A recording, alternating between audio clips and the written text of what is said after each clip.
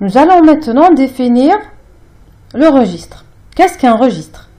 Tout d'abord, le registre se trouve dans le processeur uniquement. Nous ne pouvons trouver un registre, par exemple, dans la carte mère ou bien dans la mémoire centrale. Donc, c'est une toute petite zone mémoire qui se trouve dans le microprocesseur.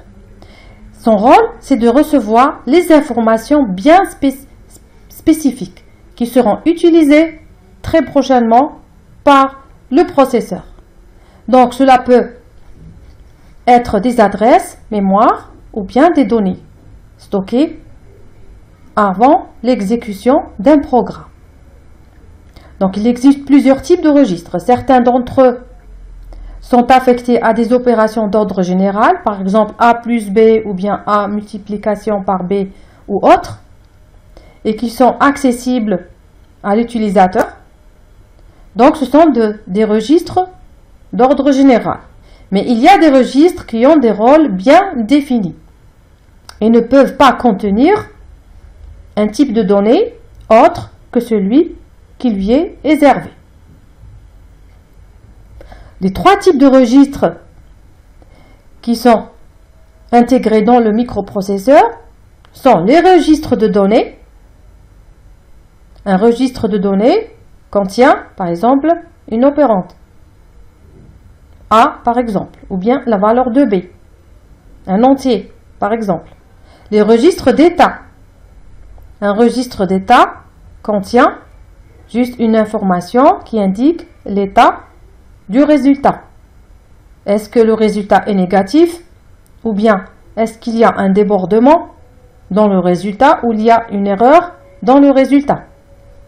Les registres pointeurs, ce sont des registres qui contiennent des adresses mémoire.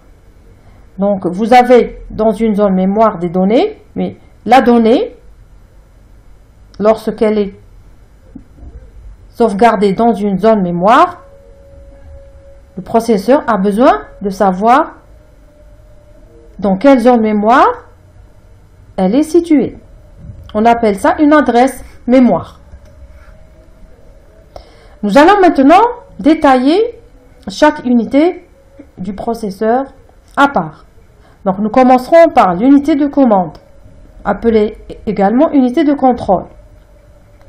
Donc, comme nous l'avons dit précédemment, son rôle est de préparer ou bien de séquencer le déroulement des instructions.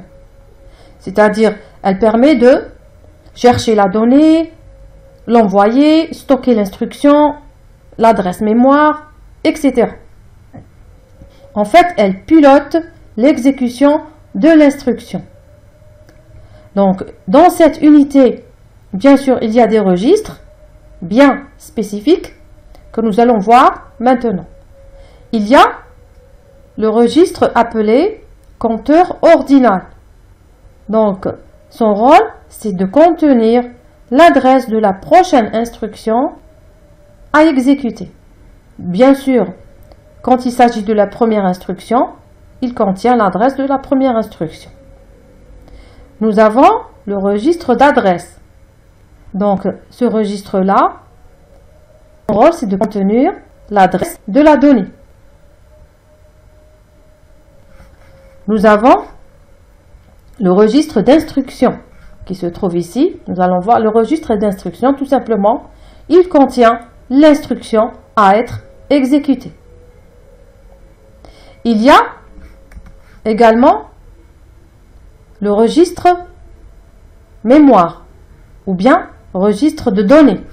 Donc, son rôle, c'est de contenir la donnée elle-même. Le décodeur permet de décoder l'opération qui sera exécutée. Par exemple, l'opération multiplication ou bien l'opération addition a un code spécial. Par exemple, un code binaire. Donc, son rôle, c'est quoi? C'est de décoder le code pour indiquer au processeur